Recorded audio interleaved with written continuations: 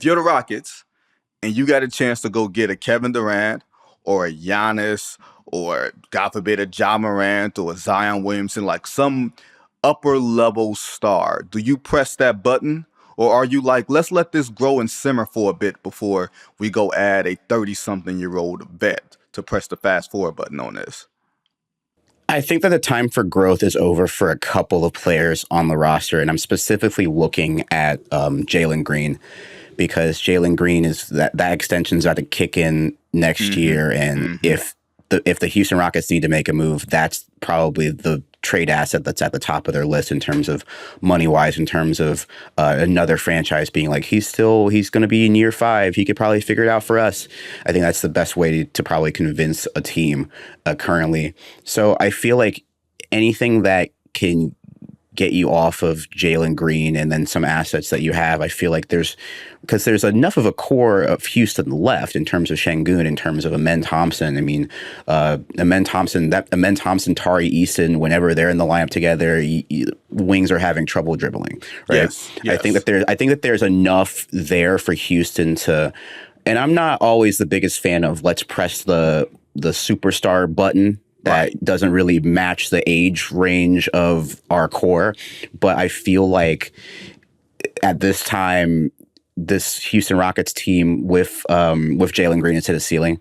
And if you want to break that ceiling, especially in the tough Western Conference, we've seen what happens when other teams in the West just like stay idle for a little bit too long, where it can become too late, barring circumstances with injuries or barring circumstances which is just like, hey, maybe this core is enough.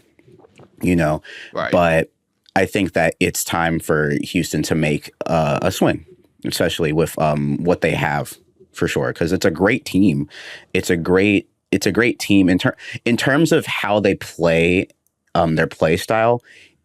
I love it, but when it gets bad, it gets really rough to watch and come back from. When you're down already, it's hard to bring back a lead it's hard to get back into a game when your 3-point shooting is god awful.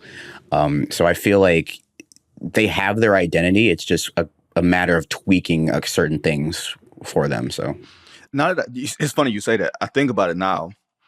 We think about them the same way we thought about Memphis 4 years ago. You know what I mean? Like, except Memphis had I won't say more mature start, because that's not exactly the way that I want to phrase it with Ja Morant compared to Amen Thompson. But Ja Morant was more fully formed as a basketball player, more so than Amen is. But we were saying the same things: rough defensive identity. Do they need another player? They drafted really well, like all of those things. And then the next year, everything just happened to like fall by the wayside. Like Memphis has only won one playoff series. And you're right. Like, you have to balance between sitting where you are and trying to grow organically. And then, man, the Western Conference is going to blow right by you if you don't do something of significance. So you're right. Like, it's Giannis could very well be sitting out there, right? Kevin Durant could very well be sitting out there. And if they want Alperen Şengün, Kofie, you can have him. For Giannis, yes. For Kevin Durant, I feel like I would try to hold on as much as possible. I think that because of Giannis and KD's like age difference. KD's like 36, 37. But it's just me. It's just my personal personal preference, because I'm like, I can totally understand a front office being like, yeah, that's like one of the best scorers ever. We need that right now. Right.